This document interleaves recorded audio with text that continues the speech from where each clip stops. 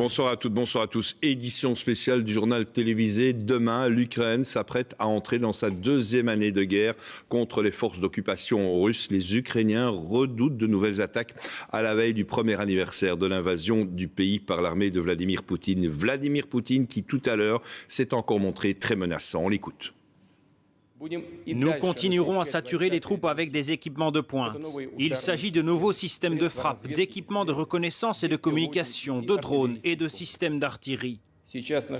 Aujourd'hui, notre industrie augmente rapidement la production de toute la gamme d'armes conventionnelles, met au point la production en série des modèles les plus récents pour l'armée, la flotte et les forces aérospatiales.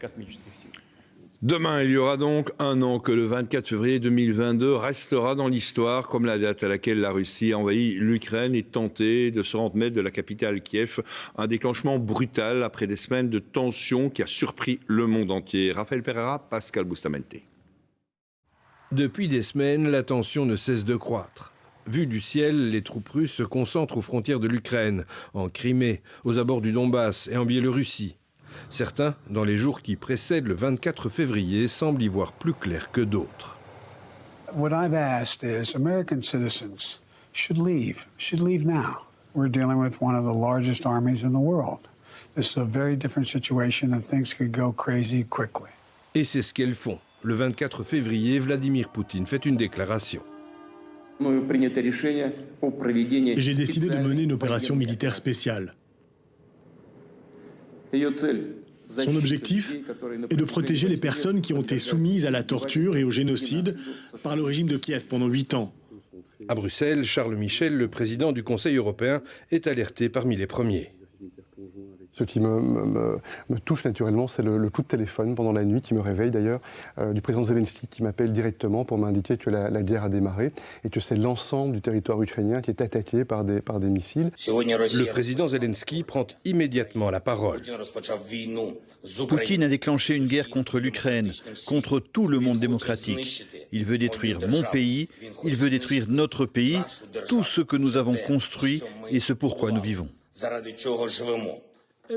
Au Conseil de sécurité de l'ONU, les ambassadeurs ukrainiens et russes se font face. Le secrétaire général réagit, amer.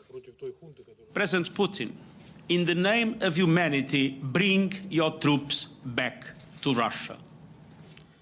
En Ukraine, les premières bombes se font entendre. Dès l'aube, malgré la tension des dernières semaines pour les Ukrainiens, c'est le réveil brutal.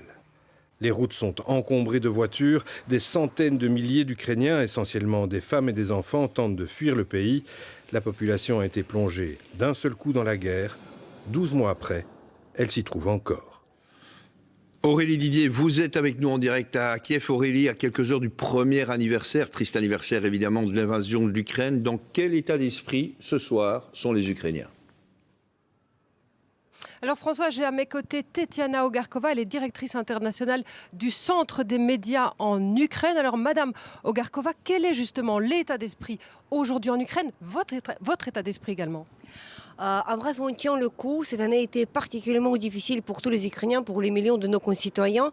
On tient le coup. On a déjà vécu plusieurs combats, mais on sait que le pire est sans doute encore devant nous, encore à venir. En tout cas, ceci est l'avis de la majorité des Ukrainiens selon les sondages sociologiques. On sait que le chemin de cette guerre sera long et il va épuiser toute une nation. Alors justement, comment est-ce que vous envisagez les prochains mois ? Les prochains mois, on attend une contre-offensive ukrainienne qui, qu'on espère, ne va pas tarder. Une contre-offensive, bien sûr, aidée par les partenaires occidentaux de l'Ukraine. Avec les armements occidentaux qui vont arriver en Ukraine, on attend la libération du sud de l'Ukraine et de l'est ukrainien qui va terminer, on espère cela, par repousser les troupes russes au-delà de l'Ukraine. Offensive russe également attendue. Oui, bien sûr, mais il est déjà en cours et visiblement, il ne donne pas beaucoup de résultats. Oui, ils attaquent en vague d'hommes à l'est de l'Ukraine, à côté de Bakhmout, à côté de villes et villages à côté de Bakhmout. Mais pour l'instant, ça ne semble pas avoir beaucoup de résultats. Quelques centaines de mètres chaque jour. Mais pour l'instant, ce n'est pas du tout performant. Est-ce que cette guerre, elle pourrait s'enliser pendant plusieurs années? C'est ce qu'on entend régulièrement.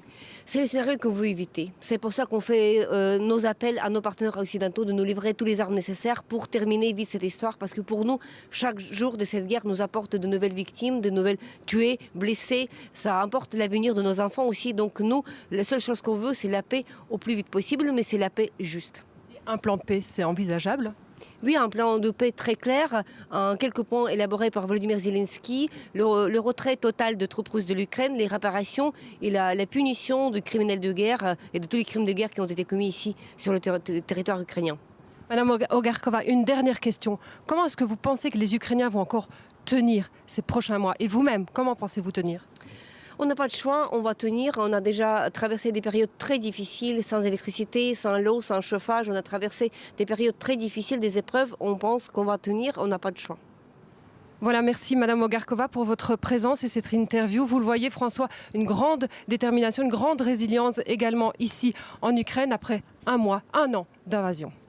Merci Aurélie, merci aussi évidemment à votre invité en direct de Kiev.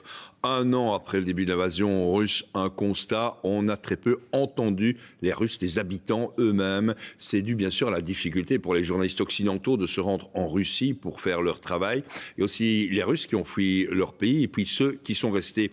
Et là, beaucoup encore aujourd'hui justifient quand même l'action de Vladimir Poutine. Quentin Warlop, Bertrand Menu. En Russie, très peu osent parler face caméra du conflit. Ceux qui le font expriment une forme de soutien. Le gouvernement a pris la bonne décision, même s'ils auraient dû étrangler, écraser et détruire cette racaille fasciste beaucoup plus tôt, en 2014 déjà. Avec les sanctions internationales contre la Russie, c'est aujourd'hui toute l'économie du pays qui est touchée. Les gens ordinaires en Russie ont souffert, l'économie aussi, à cause des sanctions et du manque d'importation. Certains se montrent plus mesurés face caméra. J'aimerais que ça se termine le plus tôt possible car il y a des pertes humaines et c'est très triste. Pour le reste, je pense que notre président fait du bon travail. Pourtant, il y a bien des voix critiques dans le pays. Dès le début de l'invasion, arrêtés, frappés, certains manifestent contre le pouvoir de Vladimir Poutine, malgré les menaces et les peines de prison potentielles. Beaucoup ont choisi l'exil, comme ces Russes réfugiés en Géorgie, désormais libres de critiquer le régime en place. C'est allé trop loin. Ce que nous propose le gouvernement ne me convient pas. On a deux solutions. Soit on est mobilisé, on va au front, soit on va en prison si on refuse. Eux viennent d'arriver en Argentine pour vivre leur vie de couple, mais aussi pour éviter d'être mobilisés pour fuir le régime. A lot of my classmates, my neighbors, they're already there. Yeah, like in Ukraine, already drafted. Of course, some of them did it voluntarily because they're stupid, yes, and some of them just wanted money. But a lot of them were drafted, like, more or less forcefully. Au total, plus d'1 million de Russes ont choisi de quitter leur pays depuis le début du conflit. Jean Didier Rebouin, présent avec nous donc dans cette édition spéciale. Vous êtes avec nous en direct de Moscou. Jean Didier, on n'entend pas beaucoup les Russes anti-Poutine et opposés à la guerre en Ukraine. En fait, ces Russes-là risquent gros, Jean Didier. Alors effectivement, en Russie, eh bien, il est tout à fait interdit de manifester son opposition à ce qu'on appelle ici l'opération spéciale. Les contrevenants s'exposent la première fois à des peines administratives et puis en cas de récidive, ils encourent plusieurs années de prison. Il faut savoir aussi que d'un point de vue plus général, porter atteinte à l'image ou à la réputation de l'armée russe est passible d'une peine allant jusqu'à 15 ans d'emprisonnement. Et en décembre dernier, l'opposant et conseiller de la ville de Moscou, Ilya Yashin, a été condamné à 8 ans et demi de prison parce que justement il avait critiqué les agissements de l'armée en Ukraine, alors que ce soit dans la rue, sur les réseaux sociaux, dans les rédactions ou même au sein d'associations, contester les agissements de l'armée russe en Ukraine ou la politique gouvernementale en Ukraine peut coûter très cher, mais cela ne décourage pas les opposants. L'autre jour, je discutais avec un jeune adulte opposé à cette opération spéciale qui m'expliquait qu'à chaque fois qu'il en avait l'occasion, eh bien, il discutait avec les gens, avec les partisans de cette opération, que ce soit dans sa famille ou alors parmi ses proches, pour essayer de les dissuader à chaque fois, de les persuader du fait que cette opération spéciale n'est pas une bonne chose pour la Russie. Merci Jean Didier. Dans quelques instants, dans cette édition spéciale, nous allons faire le point avec notre invité Nicolas Gosset sur la situation sur le terrain en Ukraine. Mais avant cela, je vous propose de découvrir l'impact de cette guerre sur la population belge. Maxime Dumoulin.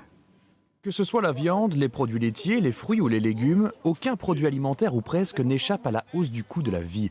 Sur ce marché, essentiellement des habitués, tous le ressentent, manger coûte plus cher. Je ne me grille plus des petites folies comme dans le temps. Les mois sont plus restreints, où on fait attention à certaines choses qu'on prenait, qu'on ne prend plus. 1 euro, la clémentine à 2 kg, 5 euros. L'aubergine, on vendait 3 euros, 2,50 le kilo. Et maintenant, on doit vendre ça 6,50 euros. Donc ça a doublé, quoi. Depuis le début du conflit en Ukraine, l'inflation moyenne n'a cessé d'augmenter pour atteindre près de 20% le mois dernier. Un couple dépenserait 500 euros tous les mois au supermarché, soit 80 euros de plus que l'an dernier. Mais comment parler de la guerre en Ukraine sans parler d'énergie, un secteur qui a vu ses prix s'envoler en 2022, plus 57% en un an. Devant ce constat, Sabine a pris une décision radicale juste avant l'hiver, fermer son compteur à gaz pour en revenir aux vieilles méthodes. J'ai préféré alors opter pour le charbon, où j'ai fait mes petits calculs et où je me rends compte que j'utilise à peu près 6,50 € par jour de charbon, ce que je trouve tout à fait raisonnable. À 20 € le sac de 25 kilos, chauffer sa maison lui coûte 200 € par mois. Un budget plus intéressant, ça se discute. Pour elle, le véritable avantage est ailleurs. Je sais combien je dois payer. Si un jour j'ai un peu plus difficile pour acheter mon charbon, je ne me chaufferai pas. Ou alors, j'ai une petite réserve de bois et je mettrai de bois à la place. Électricité, gaz, mazout, essence, nourriture, tout coûte plus cher. Un constat qui pèse sur le moral, surtout chez les plus précarisés, comme les étudiants notamment. C'est prenant parce que ça joue sur nous les étudiants, ça joue aussi sur nos parents, nos grands-parents. Et en fait, pour notre avenir, c'est pas génial. Le coût, surtout sur les appartements, la nourriture, l'essence particulièrement. En tout cas, nous, on a beaucoup de trajets et du coup, ouais, ça joue beaucoup. Ouais. C'est beaucoup de tracas, on y réfléchit beaucoup. Du coup, on y pense beaucoup plus qu'avant. Ouais. Ce qui n'est pas sans conséquence sur la santé mentale. Une étude menée par Sciensano montre d'ailleurs que 19% des adultes présentent des symptômes d'anxiété, 17% de dépression, presque 2 fois plus qu'en 2018. Un phénomène qui peut avoir des conséquences collatérales. Face à cette anxiété, qui est notamment une anxiété économique, on peut en effet rencontrer des phénomènes tels que de la violence conjugale. Où les personnes sont plus à cran, comme on dit, et donc on va observer, suite à ces problèmes financiers, par exemple, plus de violence conjugale. À plus de 2000 km de nous, la guerre impacte notre santé et l'inflation de notre pays. Une inflation qui vient de fléchir légèrement, une première depuis novembre 2021. Notre invité dans cette édition spéciale, Nicolas Gosset. Je rappelle que vous êtes chercheur Russie au Centre d'études de sécurité et de défense. Nicolas Gosset, un conflit qui s'enlise. Cela ne veut pas dire que les Russes sont en train de perdre la guerre. Non, certainement, il faut être prudent. En plus, la notion d'enlisement est un peu trompeuse. Bon, c'est relatif. On est dans une guerre qui n'est pas linéaire, qui passe par plusieurs phases. Mais ce qu'on peut dire certainement, c'est que la Russie, aujourd'hui, les forces russes n'ont atteint aucun des objectifs qui correspondent aux buts de guerre initiaux qui ont été définis par Vladimir Poutine. Ça n'entame rien à sa détermination, mais ces objectifs ne sont pas atteints. Alors, si on prend l'exemple du Donbass, les Russes sont là depuis 9 ans, mais ils n'ont pas perdu la guerre pour autant. Non, le premier coup de feu dans le Donbass a été tiré en avril 2014 à Kramatorsk et à Slaviansk. C'était à la fois des locaux, des agents russes infiltrés. La Russie a tenté d'obtenir ces gains, ces objectifs en déstabilisant la région. Ça n'a pas fonctionné. Février 2022, Vladimir Poutine retourne la table, envahit. Et ensuite, on est dans cette situation actuelle où il n'est pas parvenu à retourner l'Ukraine comme il l'avait initialement souhaité. Et aujourd'hui, ce qu'il tente, c'est un grignotage du Donbass, au minimum. Alors, la menace nucléaire russe, elle existe, on le sait, on l'entend parler. Poutine pourrait-il passer un jour, rapidement, ou dans quelques temps, à la vitesse supérieure ou pas? La menace nucléaire, elle est omniprésente, elle est tout le temps en cachée ou très explicite dans le discours russe.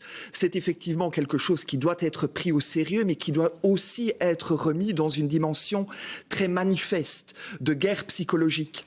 Il s'agit véritablement de tétaniser, de couper le soutien à l'Ukraine en disant si vous poussez trop loin, menace nucléaire. En réalité, c'est que ces décisions d'activer le nucléaire, elles susciteraient des débats, des tensions à l'intérieur des élites russes sur leur destinée même, sur tout ce qui est à perdre, d'autant plus que les États-Unis, les Occidentaux ont manifesté clairement qu'il y aurait des représailles directes à ce type d'usage du nucléaire. Les Chinois aussi seraient probablement désolidarisés d'une telle tournure. Ça veut dire que Poutine ne peut pas appuyer seul sur le bouton ? Non. Alors un contre-pouvoir à Poutine, puisqu'on parle de lui en Russie, même venant de la population, semble impossible tant la population est cadenassée. Il ne peut pas y avoir de mouvement massif de colère. On a l'impression que ça n'existe pas. Alors depuis le début de cette guerre, on voit un phénomène de restalinisation progressive de la société, c'est-à-dire une chape de plomb qui se replie de plus en plus. Vos correspondants en ont bien fait état. Il n'y a plus de grandes manifestations contre la guerre en Russie depuis mars 2022. Des Russes courageux, des citoyens continuent de sortir devant chez eux les bouches de métro avec des papiers blancs qui sont reconnus de tout le monde. Eux risquent des peines de prison, de perdre leur emploi. Donc effectivement, combiné à une certaine forme d'apathie, de refus de voir la réalité, de support pour la guerre, tout ça fait que ce centre mou de la société russe se désolidarise, en gros. Nicolas Gosset, une dernière question. Sa chute pourrait venir de qui alors ? Sa chute, pour le moment, c'est un scénario qui n'est pas très vraisemblable. Mais dans une hypothèse où la Russie devrait subir une défaite cuisante, il y aurait, alors probablement, comme nous avions vu à l'époque soviétique sous Khrouchtchev, une mise à l'écart de Poutine pour sauver les meubles. Mais en l'état actuel des choses, honnêtement, il ne faut pas tabler là-dessus. Nicolas Gosset, merci d'avoir participé à cette édition spéciale.